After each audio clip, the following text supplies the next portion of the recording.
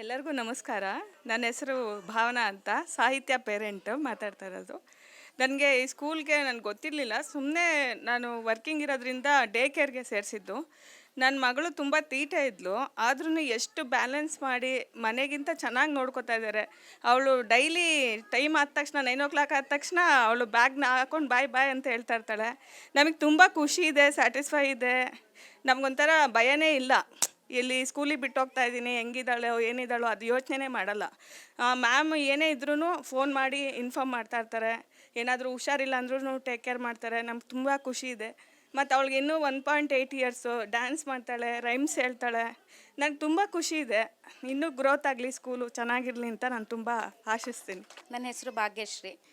ಅಗಸ್ತ್ಯ ಮತ್ತು ವಿರಾಟ್ ಅವ್ರ ಪೇರೆಂಟ್ ನಾನು. ಆ್ಯಕ್ಚುಲಿ ಹೇಳಬೇಕು ಅಂತ ಹೇಳ್ಬಿಟ್ಟಂದರೆ ನಂಗೆ ರಿಯೋ ಸ್ಕೂಲ್ ಅಂತ ಹೇಳ್ಬಿಟ್ಟು ಅಲ್ಲಿದೆ ಅಂತಲೇ ಗೊತ್ತಿರಲಿಲ್ಲ.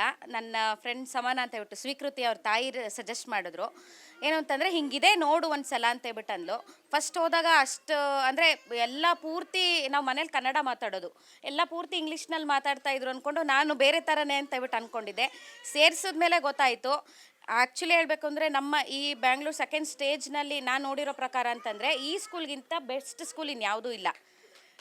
ನನ್ನ ಮಗ ಅಷ್ಟು ಕಲ್ತಿದ್ದಾನೆ ಅಂತಂದರೆ ನನ್ನ ಫ್ಯಾಮಿಲಿನಲ್ಲೂ ಎಲ್ಲರೂ ಅಗಸ್ತ್ಯನ ಯಾವ ಸ್ಕೂಲಿಗೆ ಕಳಿಸ್ತಾ ಇದೆಯಾ, ಹೇಗೆ ಹೇಳ್ಕೊಡ್ತಾರೆ ನಮಗೊಂದು ಸ್ವಲ್ಪ ಹೇಳು, ಈ ಥರನೂ ಹೇಳಿದ್ದಾರೆ ನಮಗೆ. ಹಾಗಾಗಿ ಇಡೀ ಸ್ಕೂಲ್ಗೆ ಮತ್ತು ಟೀಮ್ಗೆ ಥ್ಯಾಂಕ್ಸ್ ಹೇಳೋಕ್ಕೆ ನಾನು ತುಂಬ ಇಷ್ಟಪಡ್ತೀನಿ.